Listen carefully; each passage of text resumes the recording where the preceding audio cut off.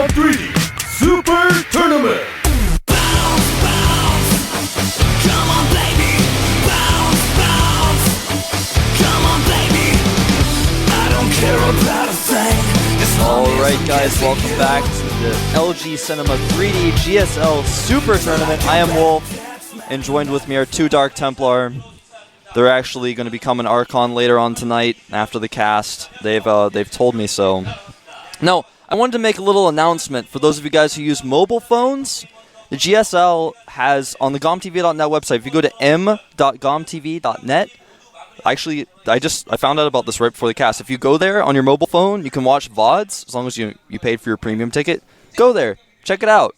m.gomtv.net. You can watch your VODs. You can look up all the results. There's like a calendar there. It's like the TL calendar, except it's just only GOMTV events, and you just look at everything, and it's awesome, and I definitely recommend going there. But first up, we're going to have Huck versus Polt today. I'm pretty excited about that match. But remember, later on we've got Nada, so those are, of course, the highlight matches of tonight. Can't forget the other players, like the Zenex players. But we are going to have Huck versus Polt. First up, Huck told me in the makeup room that he was feeling pretty confident about today's matches. He wasn't nervous at all. And we're going to take a look at the results from yesterday's matches actually really quick here. Startail Ace was 2-0'd by Marine King after Marine King held the first game quite nicely. Leenock Foyu takes out Clyde 2-0. Slayer's Alicia just barely edges out Beyond in a pretty close series there. And Maka Prime 2-0's SC Foyu in quite a surprising series. SC I thought was the better player there, but Maka really showing us some awesome stuff. Today's matches, we have Polt Prime versus Huck, as I said. Zenex Line versus Zenex Kirix. Startail's Virus versus OGS Nada. OGS Top versus Choya Foyu. So just one mirror match in there today. Also a team mirror match for Zenex versus Zenex. Actually, I take it back. Virus versus Nada is also a mirror match. What am I saying? It's just that Nada is so different than everyone else. It doesn't feel like a mirror. It's like a different kind of Terran. He's his own separate race. He's the fourth race of Starcraft too. A lot of people talk about the Xel'Naga, but they should be talking about Nada. So those are today's matches. Now, I'm really kind of curious to see how today's match between Polt and Huck turns out. I told Huck, I've heard stories. I don't watch Huck stream that much, but I do watch it every now and then, and I've seen him play Polt, and he's lost to Polt on the ladder a lot, and I've heard people talking about how Polt has been beating Huck on the ladder a lot. So I asked him about that. How do you feel about losing to him on the ladder a lot of the time? And he said, well, ladder's different. And I said, it's very true. Ladder is very different from actual tournament play. The GSL, you're sitting in your player booth, you're concentrated, you're focused, everything comes down to this moment. Your PVT at that moment gets honed, and so ladder is obviously a different beast. And Huck said he feels confident, so I'm really interested to see what kind of builds he's got planned for today. I'm sure he's practiced a lot of specific builds against Polt. Now, Polt is one of those players who likes to do timing attacks, and he likes to stick with two bases. He doesn't often take a third base or really transition to a later game. That's just kind of Polt's style, as you guys have seen. And a lot of Prime players are like that, not all of them, of course. Marine King, for example, definitely likes to go into the later game. But let's take a look at our players. Here is Polt Prime himself. You can see his GSL ranking is 19th, which is actually pretty high, given that Polt hasn't had the best results overall. But look at him, he's been in Code S for forever, ever since Code S has been introduced. In the first two seasons of Code S, he actually had a chance of going down, but he's managed to stick through. Didn't lose on the up and down matches. Then made it to the round of 16 in May, so he's of course still in Code S currently. There's the man himself, wearing his Prime jacket. Saw him come into the studio today, and he didn't really talk to anyone, just went right into his booth, got ready, got focused. He's a force to be reckoned with. He's improved a lot recently. I think he was kind of lackluster in the past, but I think he's getting better slowly over time. He had a little bit of a slump, but his opponent, someone you all know and love, you may have heard of this guy. He is Chris Loranger, otherwise known as Liquid Huck.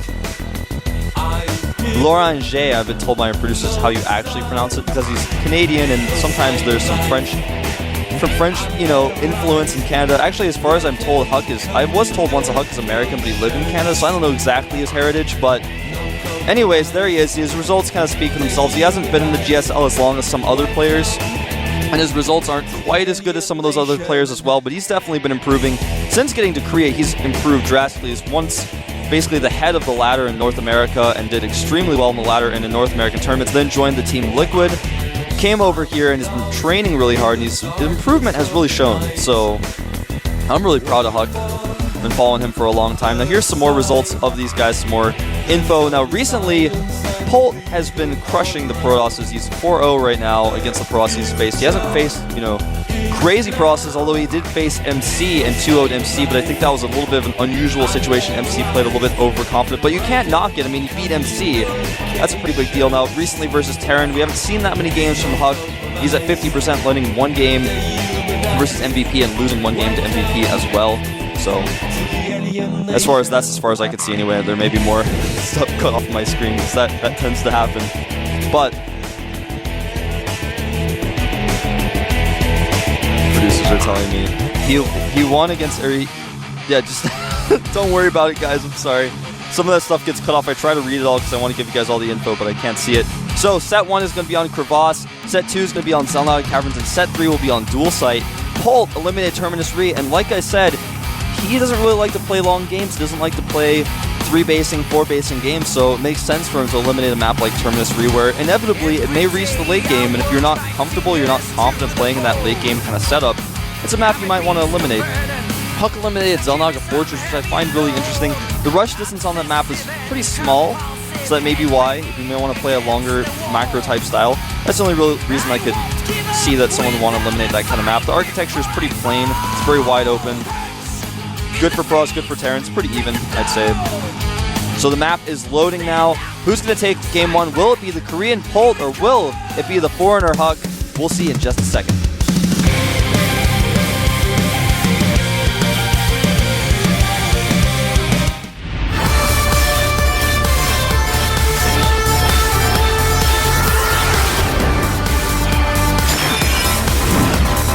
Polt Prime Week versus Liquid Huck.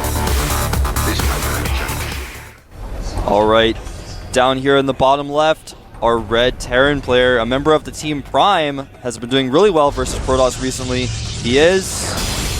Polt Prime Week.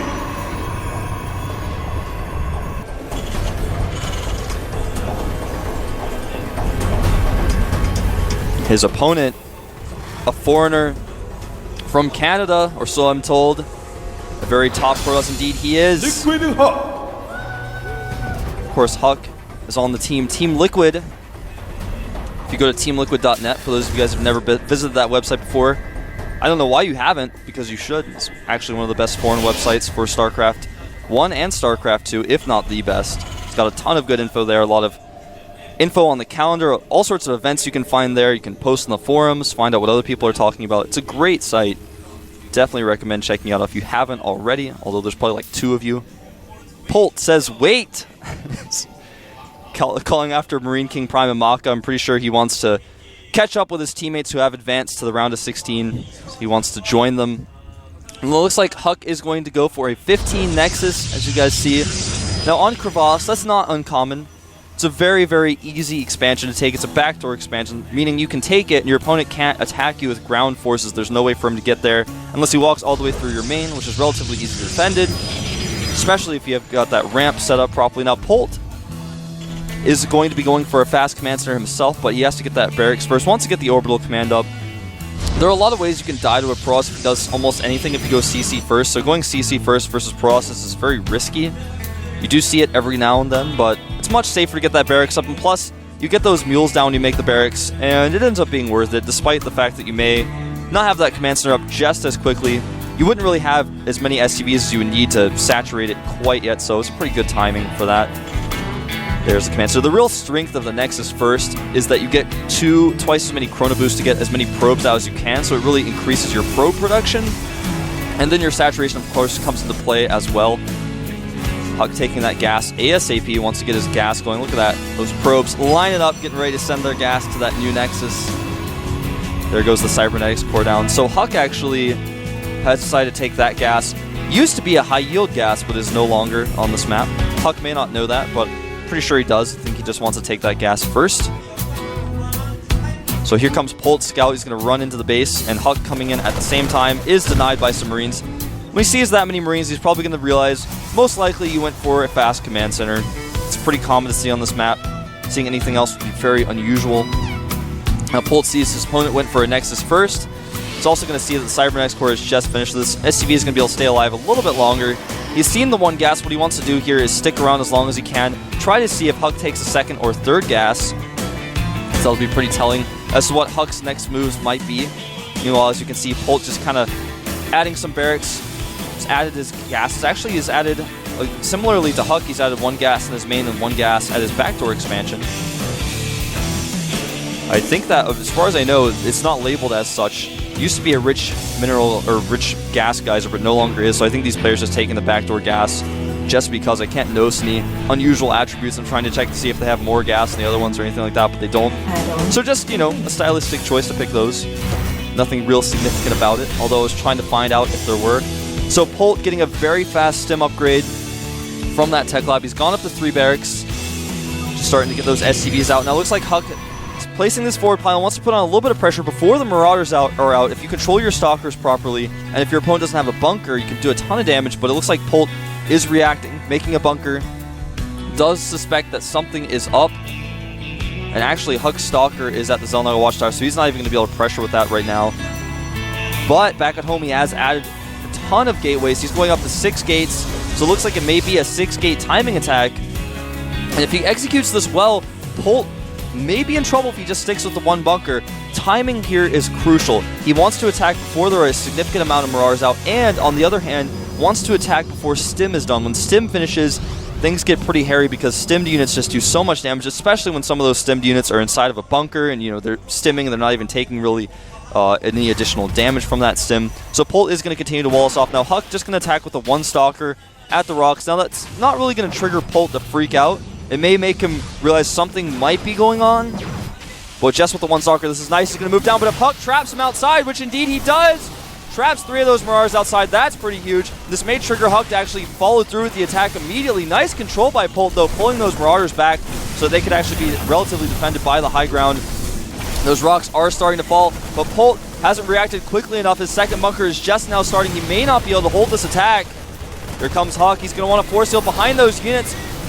Actually force feeling the bunker a little bit, but allowing his Zealots to come in. A nice move by Huck, and now once the bunker falls, his units are just going to rush through here. And I think Polt is going to die here. He just doesn't have enough units. There are more units warping in all the time. Stim just isn't quite done. It's almost done. Huck needs to finish that bunker off, or at least attack here just a little bit longer. As soon as a few more Zealots get in, he should be fine. Because if his opponent doesn't have enough units, even if he has Stim, it just won't be enough. There's Stim finishing up, trying to stim those Marauders. They are being targeted down by Huck one by one. So wants to take out those Marauders first because the Marines just don't do as much damage. And actually, Huck looks like he has been thwarted here, at least temporarily. He's going to maybe warp in some more units. But Polt has hold the attack. That stim timing, very, very important. If it had been just a few seconds later, he definitely would not have held it. Now, Huck hasn't really been all-in with this. I mean, it's somewhat of an all-in attack when you commit to the 6 gateways, but if you don't attack again and you just kind of back up, he's done a little bit of damage. He's kind of traded armies a little bit. Polt hasn't been able to comfortably attack behind this either, so it's not really all-in by any means. Huck is going to attack again here, though, and nice little wall-up by Polt. Huck has a lot of Zealots, but I don't think they're going to be enough. The bunker does fall, but with good micro, I think Polt should be able to hold this. Remember, he does have Stim, even bringing some SCVs out to help out as well. And as the Zealots fall, the Marauders just do so much damage to those Stalkers. And it looks like Polt is going to hold this. Now, that second attack, Huck lost a lot more than he did damage with, so he's actually going to be in trouble. If this attack doesn't work, like I said, he's going to be in a lot of trouble. He's being a little bit hesitant here, wants to move up, trying to target down some of those SCVs. The SCV is kind of set to block the ramp there, and with the AI, it gets a little funny when you have those SCVs blocking. Huck's units will not attack them automatically, so they just kind of bump into the SCVs. So back at home, Huck actually is starting to transition a little bit, so he's not going to go, or at least he thinks he's going to try to transition. It's going to be very difficult to do, so he has added a Twilight Council as well as a Forge. Now, luckily for Huck, Polt hasn't been teching. He just added 2 more barracks, so he's gone up to 5 barracks. He's just now starting his factory at the front of his base, as you get a shot of now. So ordinarily when you hold an attack like this, you've already got your factory up, your starports kind of finishing up, and then you start getting those medevacs out. And then your opponent gets in a lot of trouble because he doesn't have really those armor upgrades yet. He doesn't have the charge upgrade, and you've got those medevacs coming out, and it gets really, really scary. But since Polt added 2 barracks, just because he thought Huck was going to go completely all in with the attack, he's actually not as ahead as he could have been, let's say. So Huck going to take a 3rd base, pretty smart. He's got still a sizable army, in somewhat of a map control position. I think he's hoping for the best that maybe Polt doesn't have his dropships yet. Maybe I can use this map control with the units I have out already, get those charge upgrades. He's got charge on the way, he's got +1 armor on the way. As he gets those upgrades up, he'll kind of be able to control the center of the map. It'll be easier for him to hold that third base, although Polt does see it, so that may trigger him to get a little bit aggressive, because he also saw the entirety of Huck's army, which is actually pretty small right now compared to Polt's. In fact, I'll give you guys a cost analysis of that. Actually, is there? Yeah, it's still possible. Polt's army, cost-wise, is a little bit smaller than Huck's. I checked that out on my little screen over here. I thought Polt had somewhat of a larger army, but here's the thing. That reactor is done, that starport is done. When those medevacs get out, if you don't have good armor upgrades, you don't get that AoE out pretty soon, suddenly your army just becomes less and less cost efficient. That Zealot is going to take control of the Zelnaga Watchtower, that SCV on the fringe of the line of sight blocker. Polt going to get over here with this factory, take out that pylon using the factory for vision. Now remember, factories are good for scouting, but also for tanking damage. It's a very underused thing, but starting to be used a little bit more in main armies. It happens to be on ladder. I get so mad when my stalkers are shooting at the factory. I'm like, why are you doing that? I didn't tell you to do that. I want you to shoot at the marauders, but the factory is there, and the stalkers are just shooting at the factory because it's in range, but the marauders aren't. So instead of moving forward and getting closer to those marauders so they can shoot at, the stalkers are just like, I'll shoot at this factory. The factory seems to be a big threat. So that Zealot has been spotted. Fortunately, is taken out. Now, right now, supply-wise, Huck is in the lead. Remember, a lot of that is in probes, though, because he did take that third nexus, so he's committed a lot to that. He's got his forces split up. Mostly his Zealots outside of his base. In his base, he's got mostly Stalkers, because he wants to defend any possible drops. Now, Polt is going to take a third base, as you guys probably noticed. He has been making that command center. So he's going to pressure here as he takes that third base. Now, what he wants to do is at least kill the Nexus. If he can kill the Nexus with his attack and back up, he'll be in great shape. So that's kind of his objective. But on the other hand, Huck has a pretty scary army. He may want to try to avoid it using those dropships. Now, yeah, Polt realizes that army is maybe too big. Oh, he may have wanted to attack there once all the Zealots used their charge on that one unit. Something Process may want to get in the habit of in the future. I've talked to a few Process about turning charge off as autocast is something a few Process have started to do. Because when you have charge set to autocast and all of your Zealots charge at one unit, then your opponent attacks, you're like, well, that charge ended up being quite useless in that fight because all my Zealots already charged. So Huck is starting to pull ahead in the supply a little bit. His units upgrades are getting pretty intense. He's got +2 on the way. It's almost done. Oh, Huck not having his Stalkers there. Can't really commit to attacking. Does lose a few Zealots. Polt playing a pretty good game, I have to say. Just being very aggressive with these Marauders. Not really engaging where he doesn't have to. You know, his objective there, I think, was try to snipe a tech structure with a dropship or maybe sneak a dropship into the main. Pull the forces back, then attack the Nexus. Some ghosts there. Coming out for Polt. So here's kind of the state of the game we've got here. We've got Huck with a very large army, a very scary army that Polt doesn't want to engage, which is normally the opposite scenario when you do a 6-gate and it doesn't really work out for you. Now Huck actually going to come around here behind the army. He may want to target down that command center, but looks like he actually just wants to attack the army straight on. He's attacking up a ramp though, and now those force fields look like they're good, but they actually are going to start to hurt Huck a little bit as the units in front of them die. But Huck has just such a large army. Remember, he does have +2 plus Guardian Shield that's really cutting through these forces, and actually Polt's starting to lose a lot here, but as the Zealots fall, the Marauders just do so well against Stalkers. Huck losing a huge portion of his army. That fight could have gone a lot better for him. I think if he didn't use those force fields or use them a little bit differently, could have gone better. Now Huck is researching +3 armor back at home, trying to get that Psystorm out. The Psystorm, though, not going to be done anywhere near the time he wants it to be if Polt tries to attack here again, which it looks like he is preparing to do. Remember, he has a few ghosts in there as well. They've got quite a bit of energy stored up. So here's kind of the thing right now. Polt's got a larger army. Huck's got some better upgrades, but he just doesn't have the army to use them with. And with a Protoss army, you've got to have just a good balance of Zealots and Stalkers, because if you have only Zealots, the Marauders will cut you forever. You have to have some Stalkers mixed in there, but if you have too many Stalkers, then the Marauders will just crush you, so you have to have a good balance. So Huck's trying to regain that balance. He lost a lot more Zealots than I think he wanted to. Some High Templar out, but remember, Storm isn't quite done. He loses one of the Templar. He's going to lose a second one. Nice job. Notice Polt not even using any EMPs yet, targeting down the Templar where he can. Actually, he doesn't have quite enough energy for EMPs, it does look. Some Ghosts getting out there, sniping a High Templar. Huck trying to chase those ghosts, does kill one, but loses some stalkers in the process. Now, as you guys can see, there are mostly zealots here, so if Polt just avoids those, he should be fine, but the zealots getting a pretty good surround. Polt does get the next pretty huge victory, and now the Marauders just do so much DPS, not actually controlling them very well. So Huck can sort of come in here and catch up a little bit with those Marauders. The Marauders starting to get a little bit low on health. The zealots just taking so much damage because they do have +2 armor, but Polt does win the day. Does have a small army left. He's got most of his medevacs left. They look kind of silly just overshadowing the army. Huck gonna have to cancel that Nexus again. Now, Polt on 3 bases to Huck's just 2. Huck does have Psystorm, but he doesn't have enough energy to use it just yet. Ghost running forward here, trying to snipe some of those Templar. He's gonna sacrifice those ghosts. His Marauders, though, are coming up here. Huck forced to retreat again. Now, this is not even all of Polt's army, so even if Huck holds this, there's a lot more waiting for him. It looks like Polt is just going to sack this army, killing as many units as he can. Not microing the best as he could have been, but doing a pretty good job.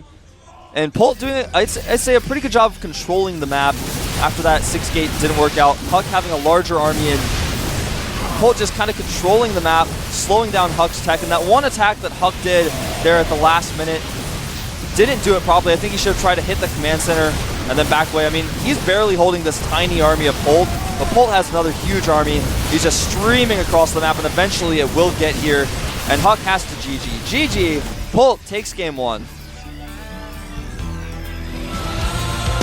There's a shot of the man himself. I think he's looking at himself right now just based on his little sigh of relief that you saw. I think he's thinking, all right, well, that was pretty scary. There were 2 attacks, so they just narrowly held off. If Huck had engaged a little bit better, a little bit faster, it might have been in trouble.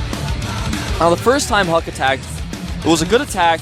Maybe he should have backed off a little bit earlier. The 6 gate can be an all-in only if you make it 1. You can make it a pressure move, slow down your opponent's tech. If you slow down your opponent's tech, that's a good thing.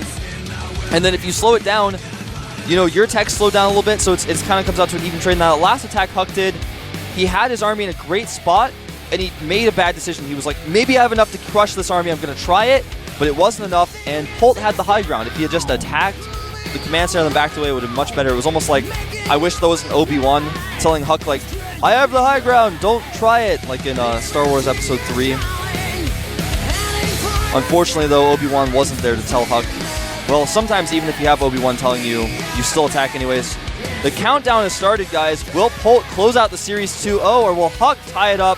The map is Xel'Naga Caverns. We'll find out here in just a second who takes game 2 here at the GSL.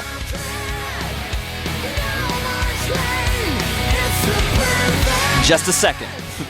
I'm in the game now. Here we go.